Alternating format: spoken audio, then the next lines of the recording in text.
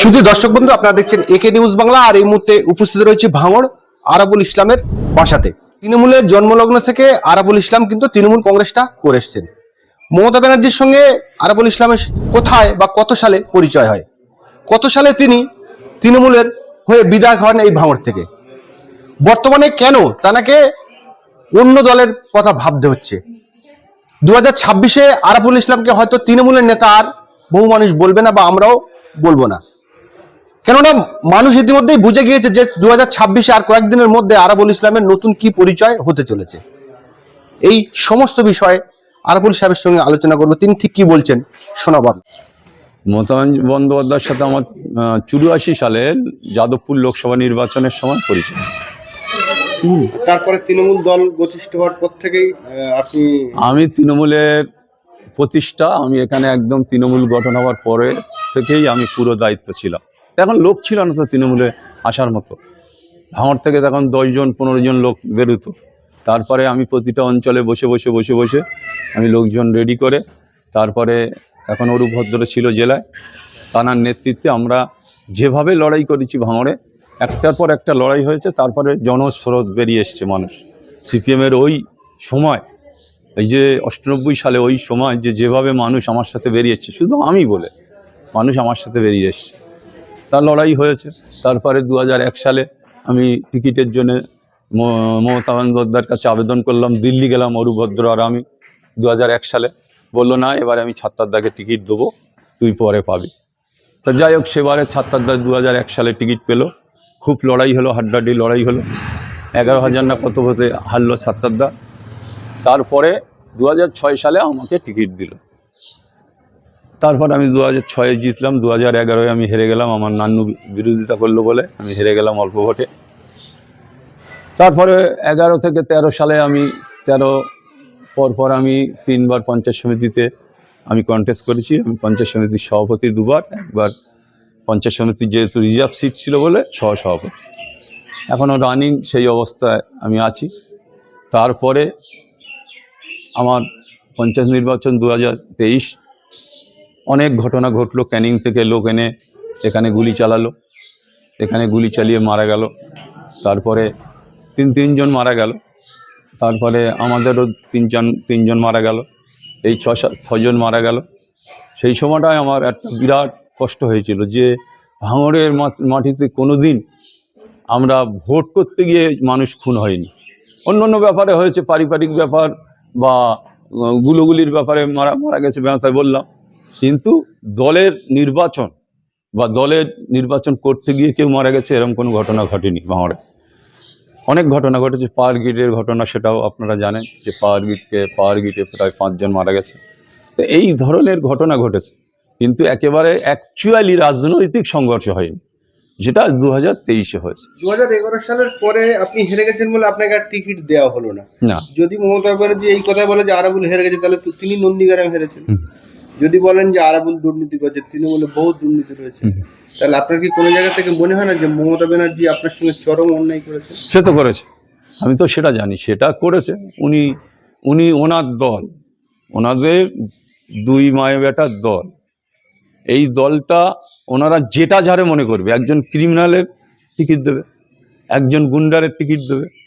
আরাবুল ইসলাম criminal গুন্ডাও না, দল করতে এসে কেস খেয়েছে ওনার জন্যে, ওনার নির্দেশ আদেশ মানতে গিয়ে কেস খেয়েছে।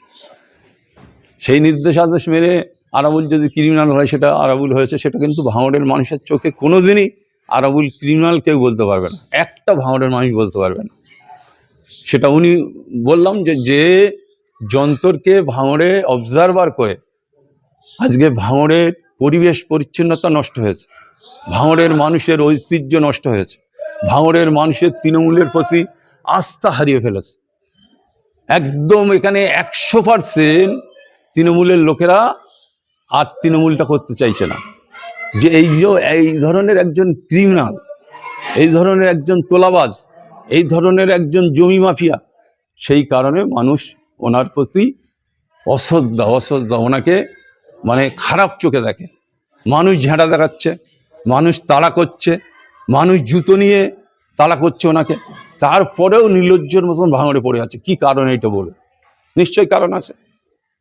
বিভিন্ন কোম্পানি থেকে টাকা তুলতে হয়, বিভিন্ন যারা প্রজেক্ট আছে সেখান থেকে তার টাকা আসে, মাসে মাসে টাকা আসে।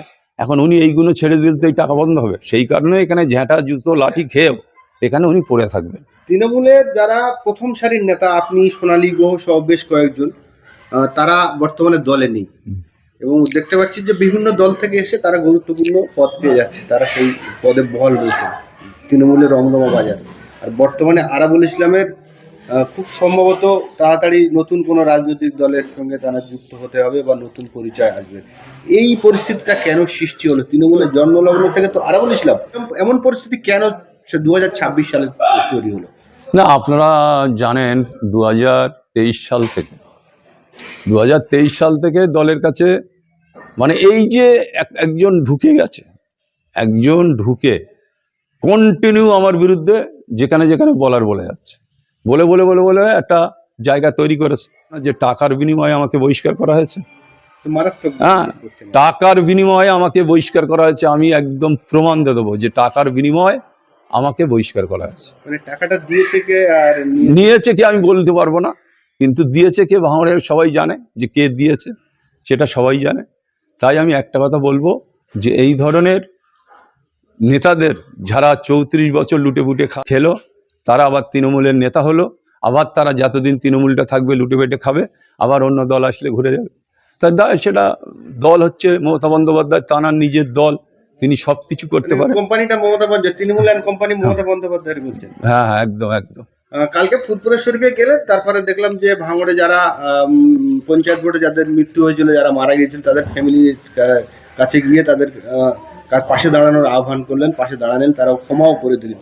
এই যে গেলেন, এটা কি আপনি নিজে থেকে গেলেন না কাল ফুলপুরা থেকে ঘুরে এসেই গেলেন, কোনো হুজুর বা কার নির্দেশে এটা করলেন? না না না, এটা আমার আগে অনেক দিন আগে থেকে আমি ওদের সাথে কথা বলার চেষ্টা করছিলাম, অনেক দিন আগে থেকে, যে না এটা আমার দলের লোকেরা করেছে, এটা অন্যায় হয়েছে, আমি তাদের কাছে একবার অন্তত ক্ষমা চেয়ে নেবো বা তাদের কাছে একবার যাব, সাক্ষাৎ করবো। সেটা আমার কালকে হয়েছে, সুযোগ পেয়েছি, সেটা আমি কাল সেটা করেছি।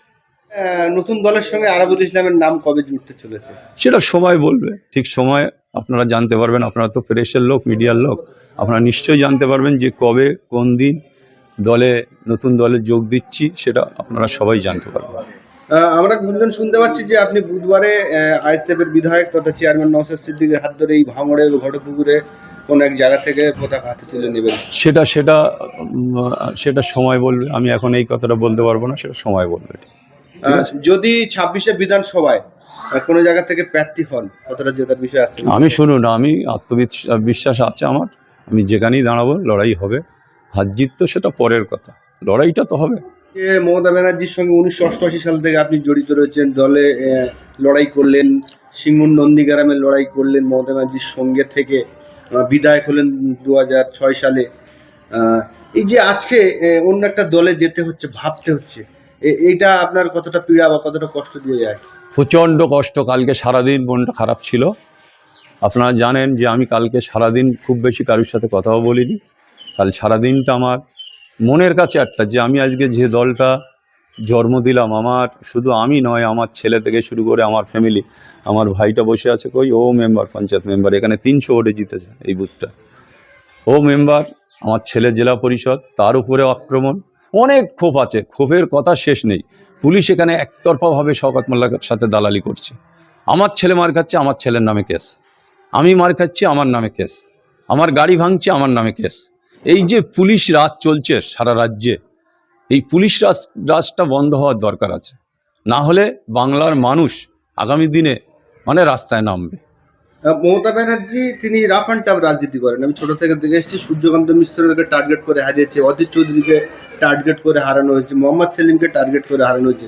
সেই জায়গায় আমরা ভেবেছিলাম যে 2026 সালে নওশাদ সিদ্দিকীকে এই জায়গা থেকে টার্গেট করে হারানো হবে, সেই পরিস্থিতি তৈরি হয়েছিল। অভিষেক বন্দ্যোপাধ্যায় বলে যে ভাঙড় আমার চাই, সেই জায়গায় আপনি এবং কায়সার আহমেদ বেরিয়ে গিয়ে কার্যত নওশাদ সিদ্দিকীকে ভাঙড় বিধানসভা জেতার বিষয় একদম আত্মবিশ্বাসী করে দিই। 100% নওশাদ সিদ্দিকী জিতবে, শুধু জিতবে নয়, লক্ষাধিক ভোটে জিতবে। আমি বলেছিলাম 2019 সালে যখন মিমি চক্রবর্তী আমাদের যাদবপুর লোকসভার ক্যান্ডিডেট হয়, আমি সেদিন ভোজেরহাটের মাঠে অরূপ বিশ্বাস, অনেক মন্ত্রীরা এসেছিল, সেখানে দাঁড়িয়ে সবার কাছ থেকে বক্তব্য শুনে মিডিয়ারা আমার ছেঁকে ধরেছে যে পরিস্থিতি কী আরাবুলদা। তা আমি বললাম যে আমরা লক্ষাধিক ভোটে মিমি চক্রবর্তীকে ভাঙড় থেকে জেতাবো। সবাই হেসেছিল সেদিন, যেদিন অরূপ বিশ্বাস হেসে আমার জড়িয়ে দেশ বল তুই এইসব উল্টোপাল্টা বলদিস। আমি বলি অরূপদা তুমি জানো না, তুমি আর আমি একই কলিগ, তুমি জানো না ভাঙড়ের পরিস্থিতিটা কি। আমরা যখন ভোট গোনার দিন বেরিয়ে গিয়ে সোজাই অরূপ বিশ্বাসের ওখানে গেলাম, ওখানেই ভোট গোনা হয়েছিল পাশের কেন্দ্রে। এবারে 1,11,600 ভোটে জিতেছি, বাংলায় শুধু ভাঙড়টাই দেখাচ্ছে। তা অরূপ বিশ্বাসে এবারে গেছি, তা ওই অবস্থা আমার জড়িয়ে ধরে বলে তুই পারিস আর তোর হিসেব। আমি বলি আমি শুনুন, আমরা দল করা, মাটির থেকে দল করা লোক, আমরা বুথ স্তর থেকে দল করা লোক, আমরা কোন বুথে কি হতে পারে বলে দিতে পারি। ভাঙড়ে 200-300 মতন বুথ আছে, আমরা প্রতিটা বুথের মানে একা ধরে ধরে বলে দেবো যে কোন কোন বুথে আমরা হারতে পারি, কোন কোন বুথে আমরা জিততে পারি। সেটা অভিজ্ঞতা আমার আছে, সেই কারণে আমি বলেছি যে আমরা লক্ষাধিক ভোটে জিতবো। 1,11,000 ভোটে আমরা জিতেছি, বলুন এইবার কি দেবে। তো এইসব হয়। আবার আমি বলছি ভাঙড়ে নওশাদ সিদ্দিকী লক্ষাধিক ভোটে জিত। আজাদ জাকিরুল্লাহর সঙ্গে যখন আপনার ট্যাসেল হয় তখন আপনাকে সাসপেন্ড করেছিল।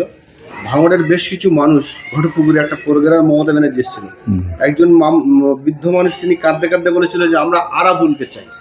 সেই জায়গায় আমরা অনুভব করতে পেরেছিলাম বা এখনো করতে পারছি যে আরাবুলের কিছু মানুষ আছে যে আরাবুলের সঙ্গে সারা জীবন থাকবে।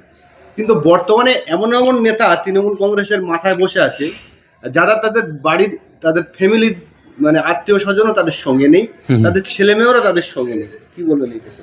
না, এটা অনেক আছে, অনেক নেতা আমার গল্প করছিল, বলে আমি তৃণমূলের লড়াই করছি আর আমার বউকে গায়ে ভোট দিয়ে চলে এসছে। তাই এরকম প্রচুর আছে, ঠিক আছে। অন্য দলে যদি যান 26শে বিধানসভায়, তাহলে আপনার যে অনুরাগী, যেটা বললাম কিছু আছে আপনার অনুরাগী, আমি অনুভব করতে পেরেছি, তারা সবাই আপনার সঙ্গে থাকবেন? 100% থাকবে।